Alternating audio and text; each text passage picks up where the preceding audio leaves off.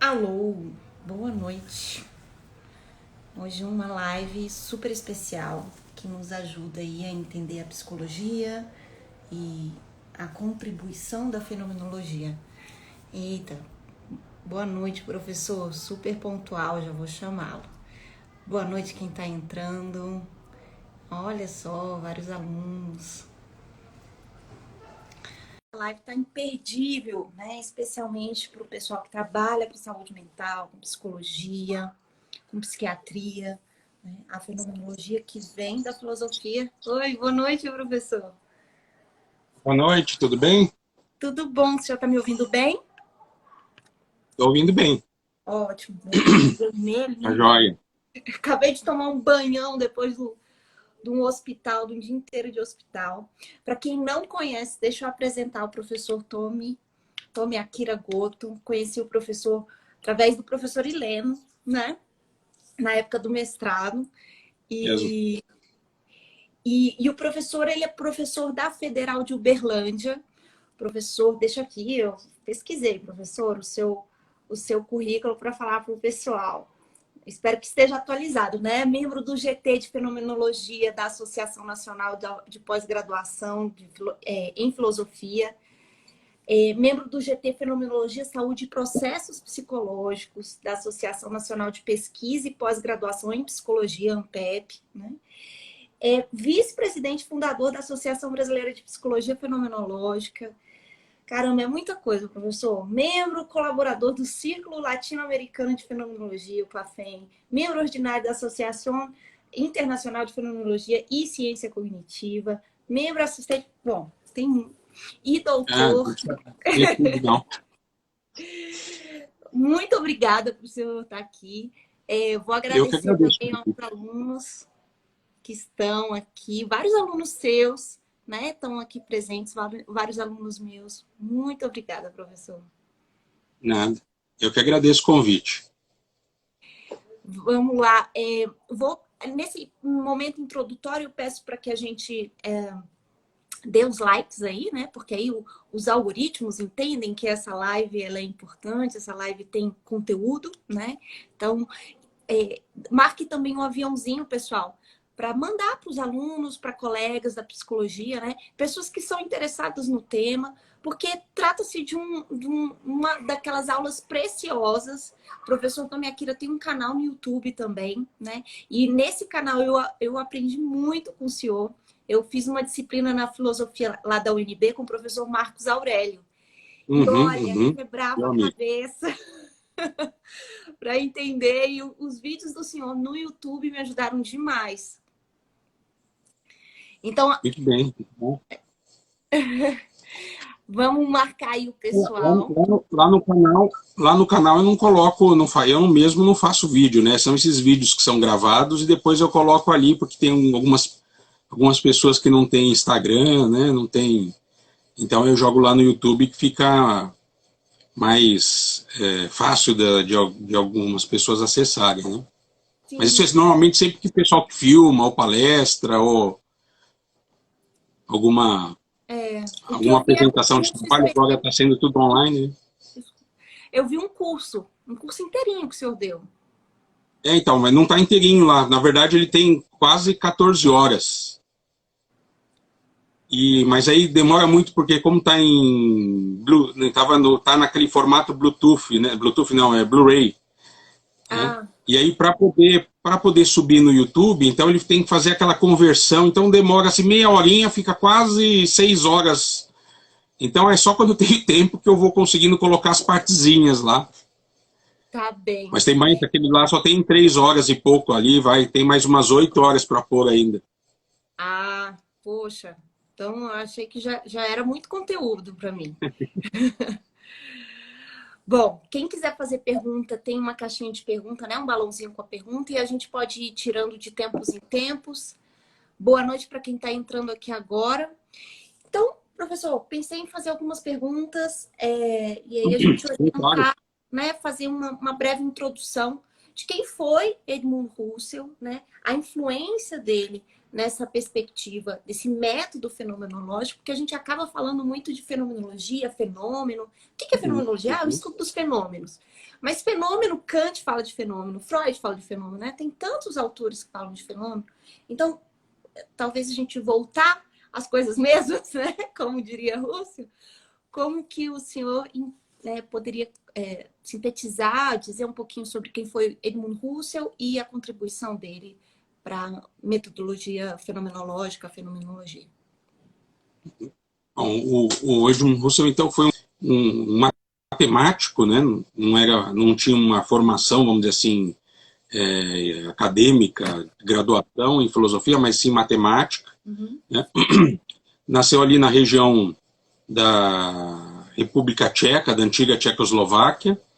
Depois foi estudar na Áustria, né, em Viena, depois foi para a Alemanha, então teve uma formação, principalmente nesses países que a gente fala de língua alemã, né? Então ele fez matemática, depois, com um avanço, né, com o seu doutoramento lá na matemática, ele percebeu, né, que os seus problemas não eram problemas especificamente só matemáticos, né? Eram também filosóficos, porque dizia respeito à questão do conhecimento. Então, ele estava na época trabalhando com aritmética, com os números, e aí ele percebe que a pergunta dele não era só uma pergunta matemática sobre a origem dos números, mas sim a origem do conhecimento, né? Vamos dizer assim, que possibilita os números. E aí, então, ele vai para a filosofia, né? E na filosofia ele acaba encontrando, sendo encaminhado ali para um grande filósofo, que era um psicologista na época também, chamado Franz Brentano. E aí que o Husserl, então, passa a ter essa aproximação, vamos dizer assim, com a filosofia, com a psicologia. Não era a psicologia ainda como ciência, né? Vamos dizer assim. Ela estava começando naquela época, né? Era recém-inaugurada. Então não era essa psicologia que a gente tem hoje, mas era uma psicologia que nós podemos chamar assim de psicologismo. Né? E o psicologismo era, vamos dizer assim, aquela filosofia que buscava compreender as coisas a partir de um fundamento psicológico, da origem psicológica das coisas. Né? Inclusive, vamos dizer assim, essa filosofia foi uma das influências para que a psicologia também se tornasse ciência, porque o psicologismo se tornou ali no meados do século XIX, né, uma das principais filosofias, vamos dizer assim. Né? E dominou não só a filosofia, mas outros campos, como a matemática, a física. Vejo que o Husserl era matemático e passou a estudar o psicologismo, né? O psicologismo é quando há uma ênfase, né, maior por exemplo, na psique, no subjetivismo. Quando se vai buscar a origem de qualquer outro fenômeno, inclusive os físicos, a partir do fenômeno psicológico. Então, vamos dizer assim, quando o Husserl passa a defender a sua tese psicologista ali dos números, né, então ele vai atribuir a origem dos números à consciência, ou seja, uma estrutura psicológica. Isso é o psicologismo. Então, você pensar que qualquer coisa, inclusive física, tem origem ou existe ali como tal, né? Então, uma árvore que está ali, eu sei que é uma árvore, né? Porque eu tenho uma consciência que, então, possibilita eu identificar uma árvore, reconhecer uma árvore. Isso seria o psicologismo. Né? Nesse estudo, então, né? O Husserl então, tinha saído ali da matemática, do logicismo, vamos dizer assim, e acabou sendo encaminhado para o psicologismo. Né? No próprio psicologismo, ele identifica limites, como ele identificou limites ali no logicismo, na matemática, sobre a questão do conhecimento, né? O Husserl também identifica no psicologismo. Né? E aí, então, ele, vamos dizer assim, entre aspas, volta a estaca zero, né? Quer dizer, nem o logicismo, nem o psicologismo, né? nem de certa forma, a ciência positivista, dava conta de esclarecer e fundamentar adequadamente o que são os números. Tá? E aí o Husserl passa, então, alguns anos, isso vai acontecer no final dos anos 90 do século XIX, né? Fazendo uma revisão da lógica, vamos dizer assim, dos estudos da consciência e chega na fenomenologia. Né? A fenomenologia, então, vai ser fundada em 1900, né? Justamente com a publicação das investigações lógicas, que é justamente a crítica ao logicismo e a crítica ao psicologismo. Né? Que é o resultado do doutorado dele, não é isso? Não, aí já é mesmo que o doutorado dele foi na matemática. Tá. Depois ele vai fazer uma tese de habilitação, que poderíamos dizer na filosofia e psicologia, porque o orientador dele foi o Carl Stumpf, que era da psicologia. Né? Tá. E aí essa obra vem como uma superação, até porque quando ele defende essa tese de habilitação, vamos dizer assim, lá com Carl Stumpf, né, ele já tinha identificado que não era possível fundamentar os números a partir da consciência psicológica. Né, porque um dos argumentos, vamos dizer assim, que é talvez o mais fácil, sintético de explicar, é que os números são universais, sempre universais. Né? Agora, a nossa consciência psíquica, ela é empírica, ou seja, ela depende da experiência. Né? Então, a grande questão é como nós vamos fundamentar os números que são universais, que independem da experiência a partir, né, de uma estrutura que depende da experiência. Ou seja, essa estrutura, como a gente sabe, a experiência não leva necessariamente ao universal. Né? Só que ele estava com poucos meses, vamos dizer assim, e não foi possível ele reformular, e ele acabou, vamos dizer assim, publicando um primeiro volume, vamos dizer assim, que ele deixou para depois reformular, e logo em seguida ele foi criticado. Né? Na época, quando se publicava uma tese, era muito comum de se fazer uma resenha. Né? Inclusive, nós temos obras aí que são frutos de resenhas, resenhas críticas a outras teses. E algumas, né, foram justamente nesses elementos epistemológicos, vamos dizer assim, lógicos, né, e de que o Russell já sabia. Né?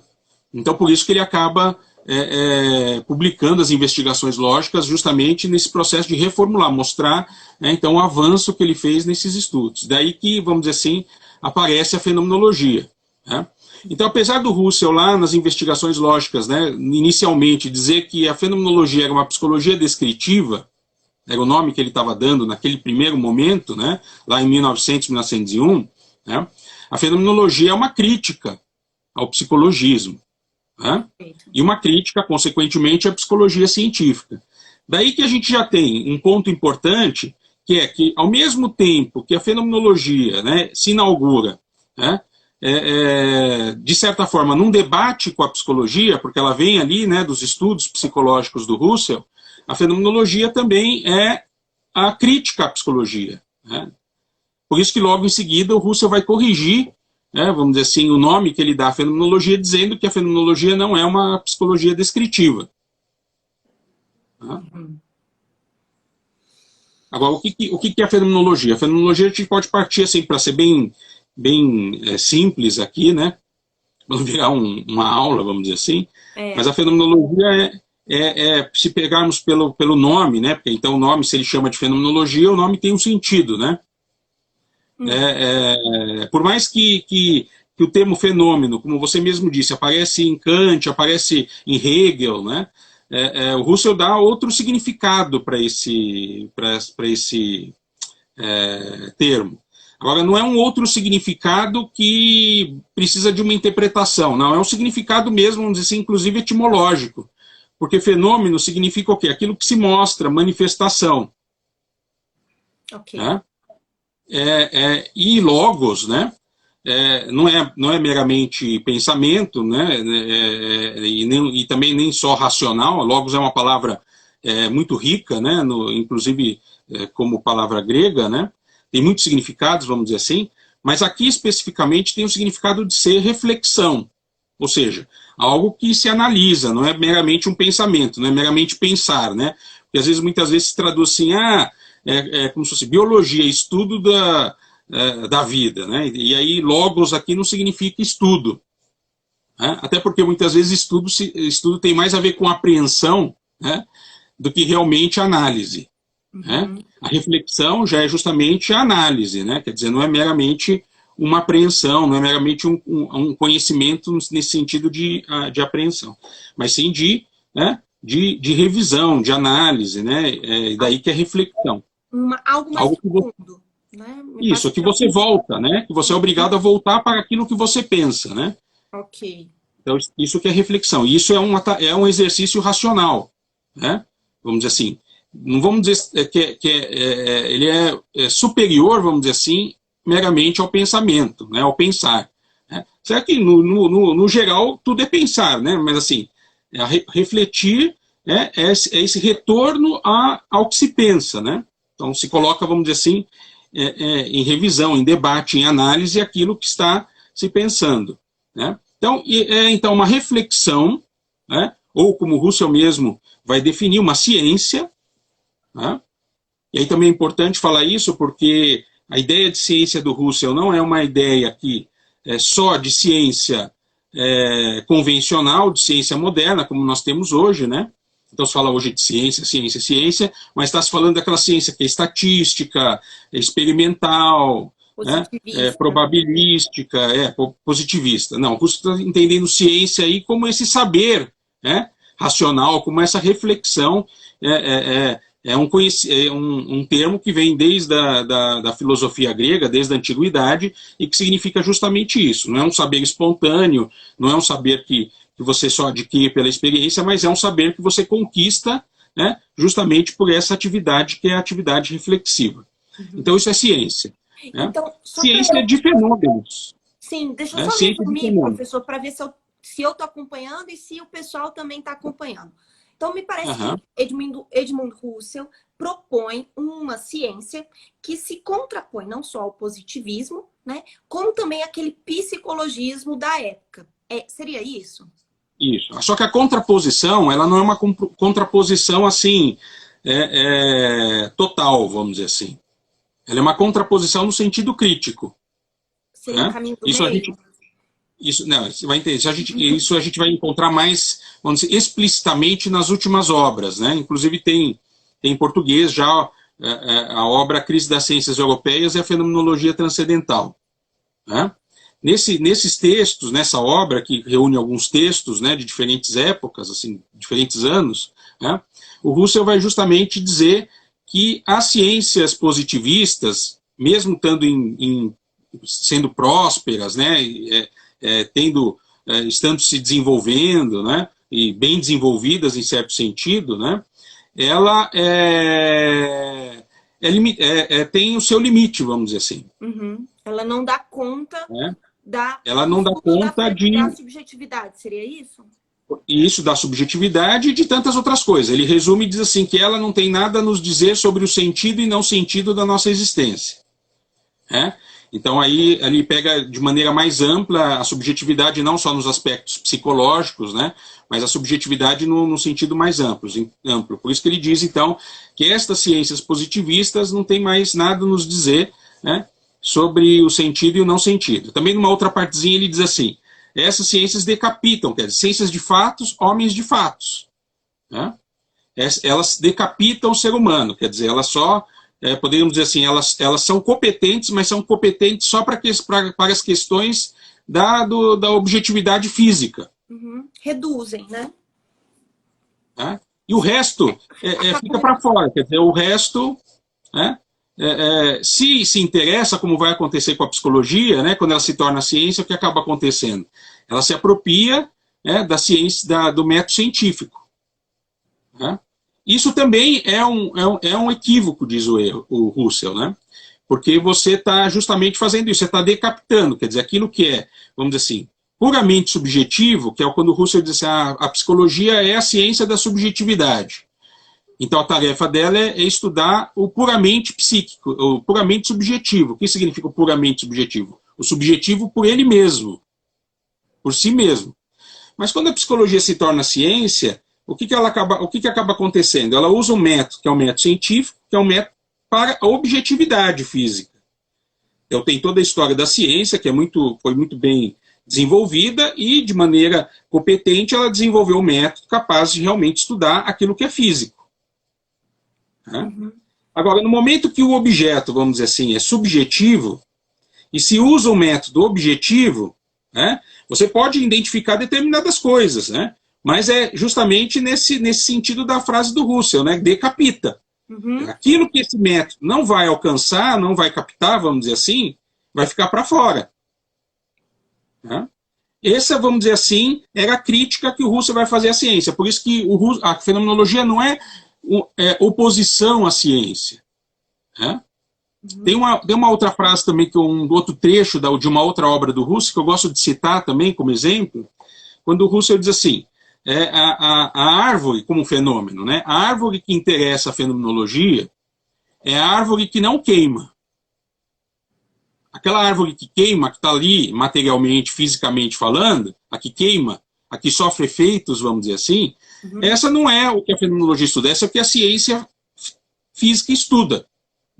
E o Russell não está dizendo que ela não existe, que não tem que se estudar, mas qual é a árvore que a fenomenologia estuda? Quer dizer, que ela se interessa. E que ela precisa, né, se interessar, porque até então, até a fundação da fenomenologia, não existia uma ciência, né, para essa subjetividade, vamos dizer assim. Ok. Né? Ou ela era uma filosofia tradicional que vinha desde a antiguidade, né? E que de uma certa forma ignorava, vamos dizer assim, o físico, ou você tinha a ciência positivista que ignorava o subjetivo. Né? Então você realmente tinha ali um grande problema, né, de estudar a subjetividade. Né? E a fenomenologia aparece aí. E aí parece que, para mim, fica como se fosse um caminho do meio. Uma terceira possibilidade. Não seria. Poderíamos pensar assim, nesse sentido desses dois polos do Russell, sim. Né? Mas se nós pensarmos na fenomenologia já estabelecida, nós teríamos então, vamos dizer assim, a fenomenologia como aquela ciência que vai ser a ciência da subjetividade, vamos dizer assim, né? E a ciência tradicional como a ciência da objetividade, da parte física. Então nós teríamos, na verdade, essas duas formas de conhecimentos, vamos dizer assim, seguros. Perfeito. Só para responder uma pergunta aqui do Rafael, quais os teóricos representantes da linha do pensamento do psicologismo, professor? O Franz Brentano, o Wilhelm Dilthey, também. O próprio Wundt era um psicologista, né? Sim, porque ele isso, porque ele vinha estudando questões psicológicas mesmo antes de fundar o seu laboratório, né? E o Fechner, todos eles vamos dizer assim, poderíamos colocar dentro do psicologismo, né? Porque todos buscam, né, no final das contas, a origem psicológica das coisas. Mesmo quando o Wundt funda o seu laboratório, ele estava justamente buscando, por exemplo, a origem das representações, né, das ideias, né, e a partir das estruturas psicológicas, quer dizer, da consciência. Perfeito. Né? Agora, qual que seria, vamos dizer assim, a grosso modo, a confusão? Você vai, tudo bem, a motivação de buscar a origem, né, psicológica, né, ela é realmente importante. Agora, quando ele faz isso, ele, no final das contas, se utiliza de conceitos e de ideias naturalistas, né, para caracterizar aquilo que não é, né, natural físico. Perfeito. Né? Então, a fenomenologia, ela vai justamente, né, no desenvolvimento do seu método, criar um recurso, vamos dizer assim, para poder chegar na subjetividade pura, né? Ela tem que, então, deixar de lado, colocar entre parênteses esses naturalismos, né, que estão contaminados.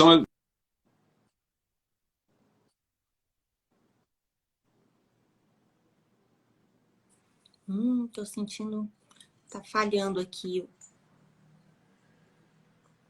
a conexão do professor. Oi, professor, voltou? Acho que foi você ou eu? Eu achei que foi o senhor, mas talvez o senhor tenha achado que fui eu também, não sei. Estamos falando sobre subjetivismo, né? Afetividade. Então, no campo da afetividade, muitas vezes se utiliza para caracterizar a afetividade conceitos que são conceitos que vêm de objetos físicos, como intensidade, quantidade. Verdade. Né? E o Russell mostra que, nas suas análises, que aquilo que é vivido, né, como consciência, né, ele tem um fluxo temporal, mas não tem espaço. Né? Daí não cabe a medida, por exemplo. Processos quantitativos. Como que você quantifica sentimentos? Como que você quantifica a própria consciência? Se a consciência ela é um fluxo temporal, como diz o Russell. Ela está, então, constituindo como temporal, mas não como espacial. O objeto físico, não. A coisa física, ela está num contexto que é espaço-temporal. Por isso que o método científico foi devidamente desenvolvido, porque a concepção é espaço-temporal. Então você pode ir lá e conhecer aquilo, inclusive pela medida não só do espaço, não só do tempo, mas do espaço. E essa noção né, desse objeto que se constitui nessa relação dialética, né? Então, pensando assim, que a fenomenologia se interessa pela árvore que não queima. Isso estaria aqui ligado à pergunta também do Rafael. O Rafael faz perguntas muito boas. A esse sentido transcendental da fenomenologia do Russell? Isso seria, por exemplo, para ilustrar a árvore. Né? Então, por quê? Porque quando a gente fala em árvore, a gente tende a, vamos dizer assim, pela nossa tradição, entender que ou a árvore é algo físico, material que está lá fora, e aí, vamos dizer assim, aquilo é refletido na nossa consciência, vamos usar um termo assim, entra na nossa consciência, por algum processo. E aí há uma descrição, principalmente na psicologia, de muitos processos. A captação da sensação, percepção, até a formação da representação, né? Que seja ou a imagem ou o conceito de árvore. Mas a árvore mesma, vamos dizer assim, está lá, no mundo, como coisa física. Tá? Ou, né, a tradição filosófica, num determinado momento, vamos dizer assim, inverteu isso. Disse, não, o que está lá fora é algo meramente material, porque quando nós enxergamos, ou quando nós nos damos conta da árvore, é porque nós primeiro temos o conceito de árvore, né? E a partir desse conceito é que a gente, então, identifica aquilo que é material como árvore. Então, veja só, que são dois posicionamentos. Um dizendo que o que existe, a coisa mesma, é a árvore que está lá fora, vamos dizer assim, material. Ou a outra tradição diz, olha, a coisa mesma é o conceito, é a ideia, é a representação. Tá? Isso, se nós pegarmos aquele iniciozinho do Russell, né? O Russell tinha isso. Então, dizia assim, a matemática, vamos dizer assim, ali numa interpretação mais positivista, entendia que os números eram algo dado. Né? Existe, claro que o raciocínio é do ser humano, mas o número mesmo era algo que estava dado. Daí que Galileu, por exemplo, né, já lá no início da filosofia moderna, vai dizer que a natureza está inscrita por caracteres numéricos. Então, quando ele diz isso, o que ele está dizendo? Ele está dizendo que, então, os números já estão dados ali. São, vamos dizer, entre aspas, como coisas que já estão lá. Basta a gente, como seres racionais, portadores de um raciocínio, conhecer isso, né, e assim descrever tudo isso. Porque ali já está, de certa maneira, né, escrito. Né? Agora, depois, né, o Russell tem aquele momento do psicologismo que nós falamos. O momento do psicologismo é quando justamente as teses psicologistas vão dizer que aquilo é formado na consciência, ou seja, a representação, o conceito. E a gente passa a conhecer as coisas porque a gente tem, então, esses conceitos, essas representações, e são elas que nos possibilitam, então, a saber o que as coisas são. Então veja que você tem ou está tudo fora ou está tudo dentro. O que a fenomenologia vai inaugurar que tem a ver com isso? Com a ideia de fenômeno e com a pergunta que você leu, né? De quem que foi mesmo? Foi do Rafael. Isso. o que que surge? É o fenômeno, é a manifestação. Né? Então, a árvore, enquanto fenômeno, é a árvore que se manifesta. Né? Agora, aonde a árvore se manifesta? Bom, se eu percebo a árvore, né, ela se manifesta, porque eu estou percebendo. Né? Se eu... vamos pegar um exemplo mais prático. Tem aqui a garrafinha. Então, está todo mundo percebendo a garrafa. Uhum. Certo? Ela se manifestou. Agora, se eu tirar e falar assim, vocês lembram da garrafa que eu mostrei? Aí surge. Ela se manifestou também. Né? Veja que o fenômeno não é algo nem que está totalmente dentro, nem totalmente fora. A garrafa é o que se mostra. É o fenômeno. Né? Então, ela tem, vamos dizer assim, significados que são físicos, materiais. E tem significados que são da consciência.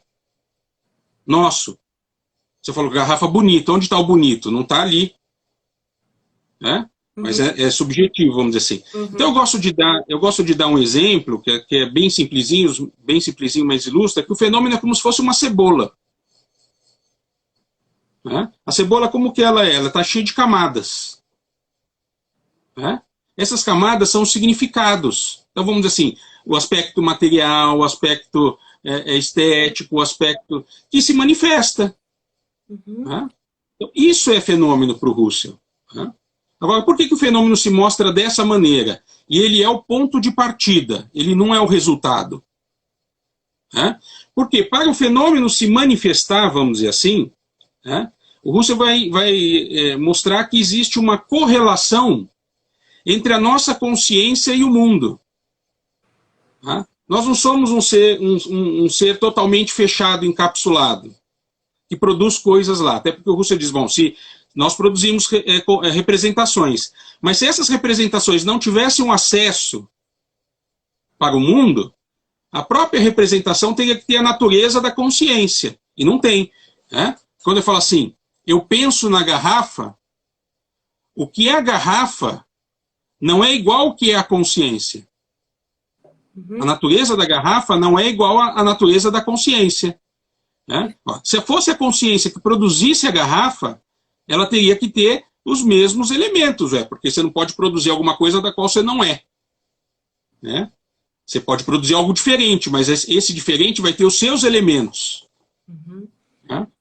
Então, Então desculpa. a cebola seria isso. Né? Então, como a consciência, desculpe, como que a consciência é sempre consciência de alguma coisa, e aí que está a correlação, então toda vez que eu percebo, e perceber é consciência, porque não é a garrafa que percebe. A garrafa não percebe. Uhum. Quem percebe somos nós. A garrafa então, é percebida, né? Isso. A garrafa é a coisa percebida. Né? Uhum. Mas ela também só pode ser a coisa percebida, ela só pode existir como coisa percebida, porque há uma percepção. Uhum. Tá? Uhum. É a mesma coisa. Se eu imagino a garrafa. Uhum. Então a garrafa é a coisa imaginada. Né? Ela só pode ser uma coisa imaginada se existir imaginação. Perfeito. Né? E aí eu acho que está a questão da intencionalidade, né? Esse processo, esse primeiro processo, né? Eu acho que tem vários termos aí que precisam ser esclarecidos, a intencionalidade, a intuição, né? Que é um outro termo que as pessoas pensam, trazem às vezes até para um senso comum, né? É importante diferenciar. E aí eu já vou emendar na pergunta da Carol Pires, que ela pergunta, bom, então qual é a relação, né, epistemológica entre fenomenologia e psicologia, por favor? Acabei de entrar em contato com a fenomenologia e a Carol aqui tá perdida. Vamos lá, vamos te ajudar, Carol. Então, aí desse ponto, então, vem a questão do transcendental, que eu acabei não respondendo, né? Eu puxei a intencionalidade para chegar no transcendental e aí eu vou para a sua outra pergunta. Nesses posicionamentos que eu coloquei aqui, né, poderíamos dizer assim, o psicologismo, que é aquele estudo então da experiência interna, vamos dizer assim, né, faz isso por quê? Porque estuda os objetos como imanente, aqueles que estão, vamos dizer assim, entre aspas, dentro de nós. Né? Declara que dentro aí é uma espécie de metáfora. Né? O que seria o dentro de nós? Aqueles objetos que acontecem em nós. Então, você fala assim, a garrafa lembrada, ela não está aqui presente. Então, vamos dizer, em termos de representação, ela está aparecendo em mim, em nós. Tá? Isso é chamado de imanente, então. Tá? Essa garrafa que está aqui, tá? Com uma coisa física, tá? Ela é o transcendente. Ela é a coisa transcendente. Porque ela está além da nossa consciência. Tá? Perfeito. E esse além, não é só além porque, vamos dizer assim, ela está fora. Tá? É além porque aquilo que está além é o diferente da consciência, é o que a consciência não é. Tá? Então, o que a percepção percebe? Aquilo que ela não é. Ou seja, alguma coisa que está transcendente. A garrafa não é consciência. Certo? Então voltando ao exemplo da árvore, a árvore transcendental seria aquela que queima. Não é isso? Não, não é. Não? Aí assim, a árvore psicológica, que é aquela, vamos dizer assim, árvore que você sonha à noite, que vem da representação de árvore, essa é a árvore imanente. Imanente, perfeito. Aquela árvore física, como coisa física que está lá fora, ela é transcendente. Então, tá? Aonde está o transcendental? Aí que está o transcendental. O transcendental é justamente quando a nossa consciência alcança aquela árvore que está lá. Perfeito. Então, o transcendental é como se fosse essa possibilidade, o transcendental é a possibilidade da nossa consciência encontrar aquilo que ela não é, si mesmo. Ai, não acredito. Na melhor parte. Segura aí, Estou dando tempo. Deu uma travadinha, mas... Deu. Volta um pouquinho, professor. Então, voltando... O transcendental é justamente isso. É a condição que nós temos da nossa consciência, né, nos permitir sair de nós mesmos, porque eu não só penso, eu penso em algo. Tá? E essa saída encontra aquilo que ela não é, ou seja, o transcendente. Certo? Ok. E ao mesmo tempo, esse transcendente é capaz de, entre aspas, chegar até nós. Então, essa saída e esse retorno, eu encontro algo que a consciência não é, então eu penso. Mas por que o pensar é transcendental? Porque o pensar é sempre pensar de algo. E esse algo é sempre diferente do pensar. Não é o pensar. Não é produto do pensar. Não é resultado de alguma coisa que o pensar executa. Não. O que o pensar encontra sempre é aquilo que o pensar não é. Coisa. Objeto. Vamos dizer assim. Tá? E o objeto sempre vai ser objeto para essa consciência.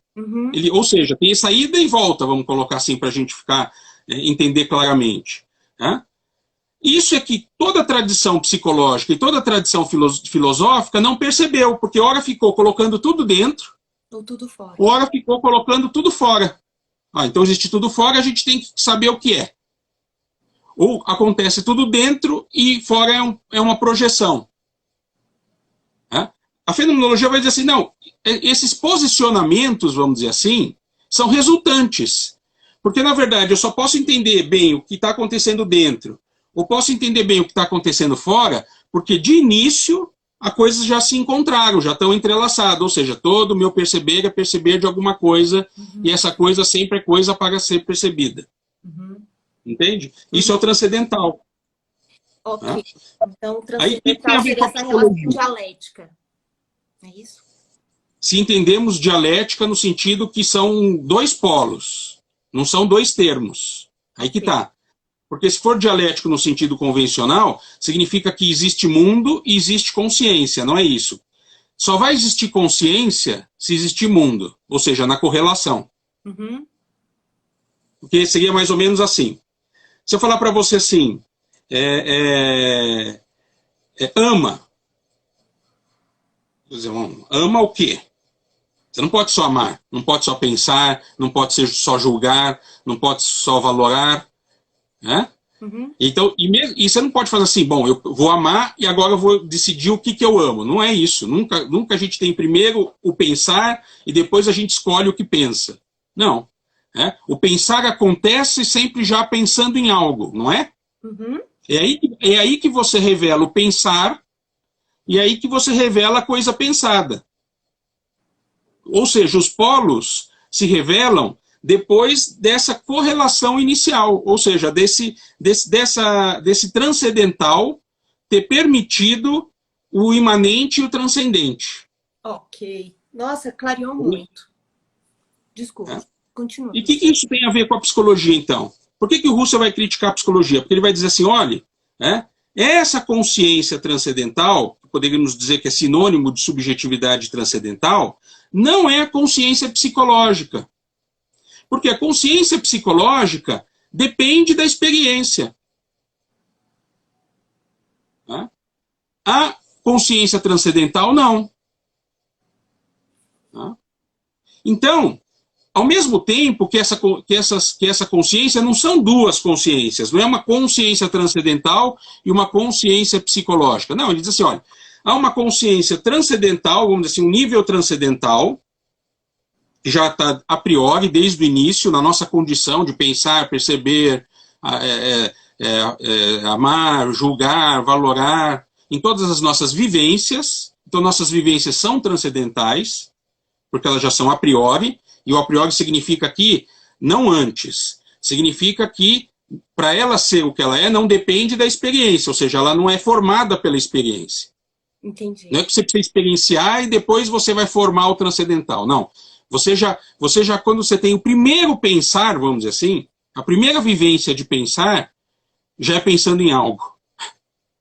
Entende? Ela já está na base, então não tem antes ou depois, né? Não tem uma questão de antes ou depois, é que já está ali, já está presente. Então ela não é resultado da experiência, ela já está presente na experiência. Tá? Mas, quando a gente experiencia, então quando você fala assim, bom, então eu vou pensar em algo, né? Estou pensando aqui na fenomenologia, na psicologia, na fenomenologia, nós estamos pensando nisso. Ou quando a pessoa está sentindo um afeto, amando tal pessoa, ou está julgando tal coisa, né? Apesar desse julgar, valorar, afetar-se, são transcendentais, porque sempre são pensar em alguma coisa, perceber alguma coisa, existe alguma coisa, não é? Então eu penso na fenomenologia, nós estamos pensando no que nós estamos conversando aqui agora. Isso está vindo com a experiência, ou seja, isso é a experiência que está nos mostrando, nos colocando. Pensar em fenomenologia. Enquanto tem gente que está pensando em outra coisa, está pensando em xadrez, está pensando no que vai jantar, quer dizer, tem outras experiências. Então, isso que compõe esse nível da experiência é o psicológico, é o empírico. Que é o vivencial. Seria isso? Que é vivencial também. Tá? Então a vivência ela tem, vamos dizer assim, uma dimensão transcendental e uma dimensão empírica. Olha só, se tem duas dimensões, o Russell acaba dizendo assim, para a consciência ou subjetividade transcendental, a ciência é a fenomenologia transcendental. Para a consciência empírica psicológica, é a psicologia fenomenológica. Interessante, né? Por quê? Depende do referencial. Porque a fenomenologia transcendental vai estudar a vivência como transcendental. Ou seja, como no ponto de vista filosófico. Tá? A psicologia fenomenológica vai estudar a vivência ou a consciência como vivência psíquica. Tá? Uhum. Ao mesmo tempo, diz o Russell, elas são ligadas. Porque a psicologia fenomenológica utiliza o método fenomenológico. Então, o Russell mesmo diz que a psicologia fenomenológica é uma disciplina da fenomenologia transcendental. Então, o que acabou acontecendo, que é a relação com a psicologia? Quando a gente fala de psicologia fenomenológica, principalmente aqui no Brasil, acaba se identificando essa psicologia fenomenológica com abordagens. Uhum. Então, eu disse, a abordagem centrada na pessoa é uma psicologia fenomenológica. A Gestalt terapia é uma psicologia fenomenológica, né? A psicologia existencial é uma psicologia fenomenológica. Bom, no sentido bem amplo, bem superficial, né, em dizer que essas abordagens foram influenciadas pela fenomenologia, né, tudo bem, poderíamos até dizer. Tá? Só que muitas dessas abordagens, elas foram influenciadas, inclusive, até mais decisivamente, por outras coisas do que a fenomenologia. Então, vamos citar a abordagem centrada na pessoa, que inclusive já tem artigos sobre isso e tal. Né? Ela foi muito mais desenvolvida enquanto processo de psicologia e psicoterapia a partir do método empírico. Quando, por exemplo, Carl Rogers começou a fazer as suas pesquisas, né, no processo de psicoterapia, porque ele viu ali limites no comportamentalismo, limites na psicanálise, né? E ele parte, então, para querer saber então, o que acontece no processo terapêutico, né, vamos dizer assim. E quando ele começa a fazer a pesquisa dele é empírica, quer dizer, ele começa a fazer gravações de terapias, de processos terapêuticos, de consultas, milhares, inclusive. Né? Passava essas gravações para juízes então chegar, né? E ele chegar em categorias. Então, aquela grande contribuição dele dizer assim, olha, as atitudes, né, da congruência, né, da aceitação incondicional e tal, isso veio pela pesquisa positivista empírica, pragmática, não veio da fenomenologia. O conceito de consciência que Carl Rogers tem, ele é pragmático, do pragmatismo americano. Por quê? Porque, em geral, na tese geral, a consciência dentro da ACP é uma estrutura de adaptação. Caramba, professor. Não tem intencionalidade, não está pautado na ideia de intencionalidade. Tá? Então, quando se funda ali nos Estados Unidos, né, a chamada, então, associação humanística, né, associação humanista, né, e que reuniu ali muitos intelectuais, não só psicólogos, né, em nome desse posicionamento humanístico, né, vamos dizer assim, né, se nós revisitarmos a história de tudo isso de uma maneira detalhada, você não encontra só problemas epistemológicos como esse que eu citei na ACP, mas você também encontra questões históricas ali naquele momento, onde, por exemplo, eles tinham problema de decidir que nome ia dar para a associação, porque tinha pessoas de posições completamente opostas. Tinha psicanalistas, tinha marxistas, né? Tinha gente que estava chegando lá da Europa com a filosofia existencial, tinham vários pragmatistas, Carl Rogers, Maslow também era um pragmatista. Uhum. Né? Inclusive Maslow, em vários textos dele, em Psicologia do Ser, por exemplo, na nossa publicação em português, foi editado, que é a segunda edição. Nós não temos a primeira edição do inglês. Foi traduzido a segunda edição do inglês. Mas se você pegar a primeira edição do inglês, o Maslow deixa bem claro na introdução desse livro que ele leu a filosofia existencial, o existencialismo, não entendeu nada. Tem uma outra partezinha bem interessante também que ele diz assim, os fenomenologistas, os fenomenólogos têm muitas contribuições, mas já está sendo esquecido, porque são muito difíceis. Quer dizer, estava sendo esquecido, ele escreveu isso ali na década de 50, estava mal chegando, para ele já estava sendo esquecido, sendo deixado de lado pelos psicólogos. Porque ele queria dizer que ninguém estava entendendo nada daquelas descrições. E ele sabia que eram ricas, eram importantes, ele comenta inclusive isso, mas que estava sendo deixado de lado porque era laborioso. Ele foi educado ali para dizer laborioso, quer dizer, muito trabalho, né? Uhum. E aí ele logo em seguida diz assim, porque nós temos muitas contribuições aqui muito próximas, quer dizer, talvez por outros caminhos a gente fale quase a mesma coisa, mais ou menos isso, né, que educadamente ele falou lá no texto. Então veja que hoje se confunde, né, ainda se confunde, essa psicologia fenomenológica que o Russell fundou, inclusive o termo ele que cunhou, né, como ciência da subjetividade psíquica, com as abordagens, né? Isso que eu disse, se nós falarmos num sentido geral, podemos falar, só que já temos mais conhecimento da fenomenologia, inclusive do Russell, né, para justamente começar a distinguir. Por quê? Porque as abordagens, além de ter equívocos epistemológicos em relação a isso, né, ou seja, que não é fenomenológico, né, tem um problema histórico, que na verdade teve muita diplomacia ali para poder reunir o grupo, então também não foi uma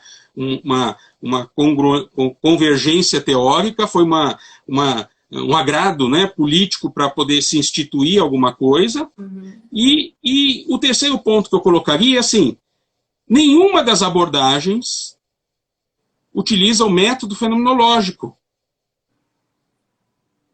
Se não utiliza o método fenomenológico, como diz o Russell, não é psicologia fenomenológica. Porque o que vai fazer dessa psicologia ser fenomenológica? É justamente a análise que ela vai produzir a partir do método fenomenológico. E quando a gente está usando uma abordagem, a gente talvez já esteja indo com uma teoria a priori. Seria isso? Isso. E tem um outro método, que é o método psicoterapêutico, que não tem nada a ver com o método fenomenológico. Tá? Aí a gente pode entrar num outro ponto que também, normalmente o pessoal pergunta, assim, e aí a psicoterapia fenomenológica? Aí, no meu entendimento, piorou. Porque, olha só, toda psicoterapia, ou toda clínica psicológica, vamos dizer assim, tem que ter, na sua base, uma teoria psicológica. Se nós pegarmos aí a psicanálise, como exemplo, existe a clínica psicanalítica. Mas a clínica psicanalítica ela tem como fundamento a teoria psicanalítica. Pode ser até, vamos dizer assim, dialético, né? Pode ser estar em constante modificação, revisão, tanto a clínica como a psicanálise teórica, né? Agora, como que você tem uma psicoterapia fenomenológica se você não tem uma psicologia fenomenológica? Então você vai lá trabalhar psicoterapeuticamente com os afetos. Aí você fala assim, o que são os afetos? Aí você vai correndo e diz assim, segundo Freud, segundo Jung, segundo fulano, ciclano. Aí o que é o ciúmes? Aí você vai correndo lá no Google, estuda alguns livros de ciúmes, e aí só reduz a fenomenologia para dizer assim, bom, a fenomenologia é a minha atitude frente à pessoa, porque aí eu suspendo as minhas ideias, os meus conceitos, e deixo a pessoa trazer aquilo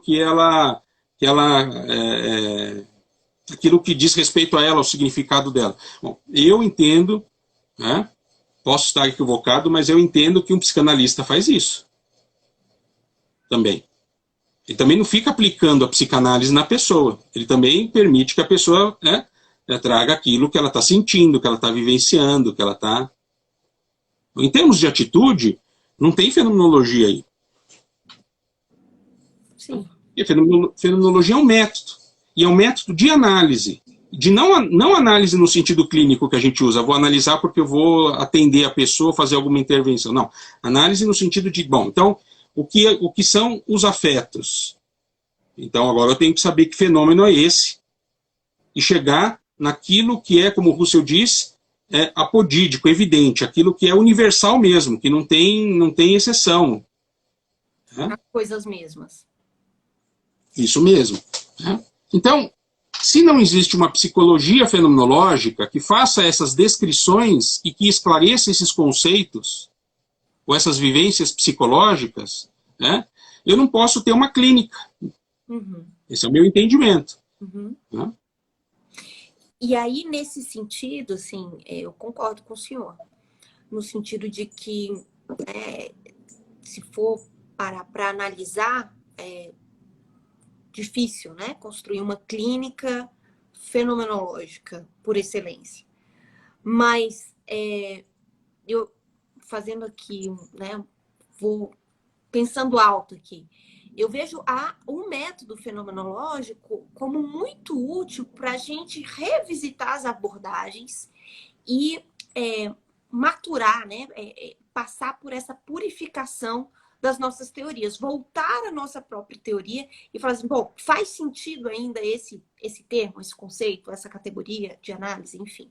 Então, o que eu penso, né, o método fenomenológico, ele é bastante útil para a psicologia, para as abordagens de um modo geral, nesse sentido da gente de se construir enquanto ciência. Sim, enquanto claro, quando eu falei das abordagens, eu falei mais no sentido histórico, né? Isso não significa que hoje, por exemplo, uma ACP, uma Gestalt não possa se aproximar da fenomenologia, né? E se desenvolver, né? Para além do que já é. Né? Agora, quando ela faz isso, no meu entendimento, partindo da fenomenologia do Russell, que é onde eu centro meus estudos, inclusive porque ele lá desenvolveu a psicologia fenomenológica, né? Pensou e desenvolveu, né? Ela vai fazer justamente nesse movimento que você disse, vai ser uma ciência reflexiva, uma ciência racional, teórica, que vai justamente investigar, verificar se esses conceitos que essa abordagem trabalha têm fundamento. Esclarecer esses conceitos e buscar os fundamentos. Né? Se fizer isso, né, ela já vira psicologia fenomenológica. Entende? Por isso que é difícil de se fazer, de se construir isso, porque no final das contas você abre mão mesmo dos conceitos da abordagem, porque eles não são fenomenológicos. Eles são similares aos da psicanálise, aos do Jung, do comportamentalismo, só o paradigma humano é outro. Quer dizer, a antropologia filosófica, a visão de ser humano, a compreensão de ser humano é outro. É diferente lá das psicologias do inconsciente e é diferente das psicologias do comportamento. Isso que é, vamos dizer assim, diferente das outras abordagens. Agora, em termos de como que ela se organizou e construiu seus conceitos, ela é similar como outras psicologias. Por isso que eu falo que ela não é fenomenológica. Perfeito. Bom, professor, a gente está quase encerrando. Daqui a pouco o Instagram derruba a nossa live aqui. Mas tem várias perguntas. Vou puxar de baixo para cima. A logoterapia me parece... O Serrão Brasil falou assim. A logoterapia me parece que mais se alinha ao método fenomenológico. Poderíamos pensar Sim, porque... em termos históricos, a logoterapia, né, ela realmente teve como um ponto de partida do Viktor Frankl a fenomenologia. Então ele teve já logo lá no início dele como psicanalista, vamos dizer assim, lá com o grupo do Adler, né, com o pessoal de Munique, quando ele foi lá fazer a residência médica e tal, e esteve com o pessoal de Munique. E Munique era um centro, onde existia um círculo de fenomenólogos, né, como Max Scheler. Né? Então, nesse sentido, o Viktor Frankl, naquela época, né, já tinha sido orientado ali, indicado pelo Rudolf Allers, né, a conhecer as obras do Max Scheler. Então, você tem, assim, do ponto de vista histórico, de como que ele foi constituindo a logoterapia, você tem ali, vamos dizer assim, bases fenomenológicas. Mas, aí vamos dizer de novo, é uma abordagem psicológica, né? E por ser uma abordagem, ela aí sai da psicologia fenomenológica, porque a psicologia fenomenológica, por excelência, é uma ciência, a priori, do subjetivo psíquico. Né? Então, a base teórica também foi conquistada pelo Viktor Frankl, não só pelo seu conhecimento filosófico da fenomenologia, mas como todo mundo sabe, né, pela experiência dele no campo de concentração. Né? E ali você tem, então, elementos que são elementos, vamos dizer assim, experienciais, né, e elementos que ficaram sobrepostos, conceitos que vieram diretamente disso, sem essa reflexão. Porque quando você disse lá, a fenomenologia vai auxiliar na reflexão, né? Então, quando às vezes os meus alunos me perguntam, alguém me pergunta assim, mas e como que fica então essa questão da fenomenologia na psicoterapia ou nas abordagens? Eu, por exemplo, até quando eu atuava clinicamente, né, antes de entrar na federal, eu trabalhava com a ACP. E ainda quando eu dou supervisão para os meus alunos, eu falo para eles assim, olha, minha orientação é da ACP. Aí eles me perguntam assim, mas professor, você não trabalha com psicologia fenomenológica? Psicologia fenomenológica é uma ciência investigativa, reflexiva. Então, aquilo que na minha atitude profissional, baseado então na abordagem da ACP, proporciona, eu vou investigar. E aí eu posso fazer uma reflexão sobre isso. Né? Mas aí é um trabalho reflexivo, investigativo, que aí sim você usa o método fenomenológico, né, para isso. Então, é como se fosse, bom, a pessoa está lá com sentimentos, emoções. Bom, então primeiro a gente precisa saber o que são sentimentos, o que são emoções, o que são estados de ânimo. Né? Porque eu não posso fazer uma intervenção sem saber com o que eu estou lidando. Perfeito. Excelente. E aí sim a psicologia fenomenológica aparece. Bom, o assunto é muito grande mesmo, né? É muito grande. Eu acho que a gente precisaria de várias lives aqui. Mas, professor, muito obrigada, assim, pela generosidade de ceder seu tempo. O pessoal que está elogiando, realmente poucas lives são tão boas assim. Bota a gente para pensar. Professor Tomy, gênio. Pessoal, algumas perguntas, pessoal, a gente não conseguiu responder, infelizmente. Mas, professor, se o senhor tiver disponibilidade para um outro encontro, uma próxima vez, Sim. a gente, né, eu vou particularmente agradecer muito. Muitas dúvidas minhas, eu acho que foram tiradas, essa possibilidade de troca, de tentar tornar o tema mais acessível mesmo, né? Não ficar realmente só na academia, eu acho que isso é bastante útil para todos nós. Eu que agradeço. Desculpa se eu falei demais, às vezes te cortei um pouquinho, mas é que se eu perder o raciocínio, eu que não consigo voltar mais. Sou Porque uma a gente aluna tem pouco ansiosa, tempo, né? assim, sabe? Ai, meu Deus, isso daqui vai estar certo, não tá? Então... Não, e eu também, porque como o assunto não dá para se dizer assim que 2 mais 2 é igual a 4, não é rapidinho assim, né? Precisa construir todo um raciocínio. E eu sei que também tem pouco tempo, né? Que o negócio acaba em 1 hora, então eu também fico ansioso com esse negócio de tentar ocupar mais o tempo rápido para a gente poder ter mais. Tá bom, mas a gente continua quando o senhor tiver, né, disponibilidade, a gente combina. Muito obrigada, a live vai ficar salva. Eu vou passar para o senhor também para ter essa, né, essa disponibilidade do senhor ter essa live salva também nos seus arquivos. Pessoal, muito obrigada. Se quiserem deixar dúvidas, né, perguntem para o professor Tomy Goto, Tomy_Goto, não é isso? Tomy com 2 M's. Isso.